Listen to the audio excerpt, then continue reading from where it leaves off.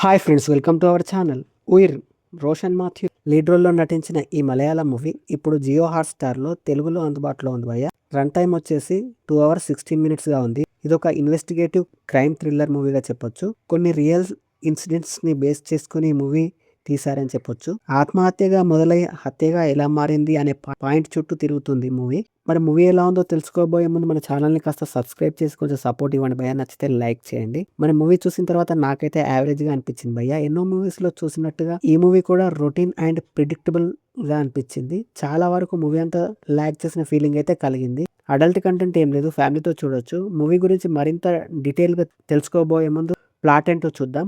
కేరళలోని ఒక ప్రాంతంలో ఓ పాడుబడిన బావిలో కుళ్ళిపోయిన గుర్తుపట్టలేని స్థితిలో ఓ ఆడశవం దొరుకుతుంది. ఆ శవం ఎవరిది? అది హత్యనా లేక ఆత్మహత్యనా అనేది తెలుసుకునేందుకు పోలీస్ ఆఫీసర్ రంగంలోకి దిగుతాడు. మరి ఆత్మహత్యగా మొదలైన ఇన్వెస్టిగేషన్ హత్యగా ఎలా మారింది? ఆ హత్య ఎవరు చేశారు? ఎందుకు చేశారు? తర్వాత ఏం జరిగింది అనేది మిగతా స్టోరీ. స్టోరీ రొటీన్ అండ్ ప్రిడిక్టబుల్‌గా అనిపించింది భయ్యా.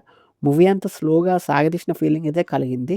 ఫస్ట్ హాఫ్ ఆ శవం ఎవరిది అని తెలుసుకునేందుకు సాగితే ఇంటర్వెల్‌లో వచ్చే ట్విస్ట్ కొంతవరకు పర్లేదనిపిస్తుంది. ఇంకా second half last 20 minutes emotional టచ్‌తో బాగా అనిపించింది. క్లైమాక్స్ బాగుంది. కొన్ని సీన్స్ రిపీటెడ్‌గా అనిపిస్తాయి. కేసులో మలుపులున్నప్పటికీ అవి అంత ఎంగేజింగ్‌గా అనిపించలేదు. రియల్ సంఘటనలను బేస్ చేసుకొని తీసిన సినిమా కాబట్టి చాలా న్యాచురల్‌గా తీశారనిపించింది.